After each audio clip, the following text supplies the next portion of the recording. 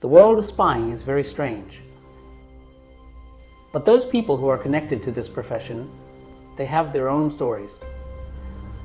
Today's story is of a spy in American history. After 20 years, they found that there was a traitor among them. After that, FBI was involved in this case. A couple of people were caught and sent to jail. But despite of all these, the real traitor was still inside. And 20 years passed away in search of a traitor, and at last he caught by American spy agency. This whole story starts from 1978. In Washington, D.C., the Soviet Union had to build a new building. The embassy building is built in every country. The authorities there, they allotted the land to them. When the land was allotted, then American authorities thought that where the embassy building is being built under this building, a tunnel will be made to find out about the secret stories of the Soviet officers, their plan and all. And it took 10 years to build this tunnel, which was under the Soviet embassy. They spent crores on it. All their technical things were there. But even though nothing came out which could help the American secret agency CIA, as time passed, they felt that most people in this building knew that there is a tunnel under this building. And that's why they are not saying their opinion openly. Now, after the investigation, it became clear that Soviet Union knew about the tunnel. Now the question arised here was that who can give this information to Soviet Union? Because this was the top secret mission of America. There must be a traitor between us within the agency. But who is he? Now, the investigation started. These all happened in 1988. 1 year before this, in 1987, American secret agency got to know about the Soviet spy agency,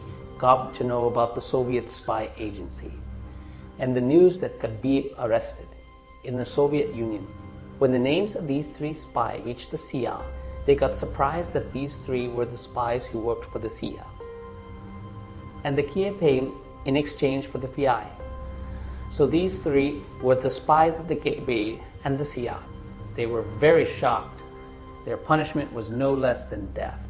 For any secret agency, losing 3 spies at this level is a big shock. Because then you have to hire someone from a new series. There are a lot of things. Now, catching 3 spies at the same time, here a question was being raised. All 3 were different. All 3 had no connection with each other. But how those 3 were caught at the same time? All the 3 were worked for CIA. So CIA started investigation, and then they came to know that there was traitor among them. Now again, in 1989, another shock was felt to the CIA. There was a government employee whose name was Felix Brown. CIA doubt on him that he was a secret agent and was working for CUB. Before reaching American agencies to Felix broke all ties with him. The American agencies had no evidence against him. After this, another person was arrested along with his wife by American agency. They got some money from his house also. But the CIA and FBI people believed that this was not the traitor. After a lot of research, when no one came to know who the traitor was, then in 1994, FBI and CIA made a joint team. Around 300 people were worked in this team. 300 people were searching for that traitor who was working for the Soviet secret agency, Gabe. After making this joint team, it was named as the Operation Grey Suit. Now, Operation Grey Suit had only one purpose: to find that traitor. After this, all the different suspicious people whose names they doubted, their profiling, their list were being taken out. 4 years had passed in 1998. Till now, they were not getting any information about the traitor. Then, another person whom they doubted was a very rich criminal. So they went to the criminal, but they didn't find anything. In the meantime, there is another twist in this case. One of the CIA agent who used to contact Gabe officer, they made a deal for some secret information. For the agent, it was a deal worth around 50 crore rupees in Indian currency.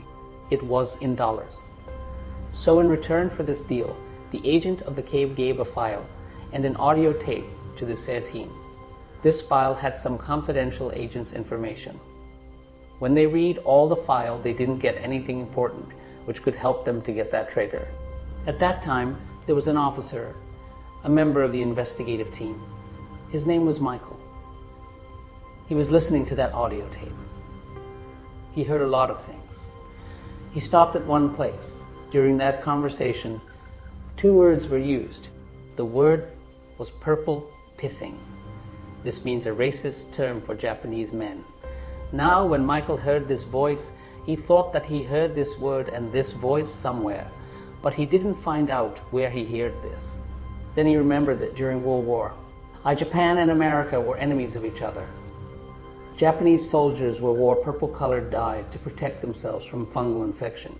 So they were called purple pissing by American soldiers so that they got teased. He remembered that this voice is not of anyone else, but of the FBI's own department. Robert Hanssen, a big FBI officer, and most shocking thing was that he was the one who led FBI and CIA joint. This was Robert Hanssen. Robert was given the responsibility to search for that traitor, who was himself. And maybe that's why he fooled people for 20 years. So Michael recognized this voice and he remembered this word, that he used to use it often. But there was no evidence.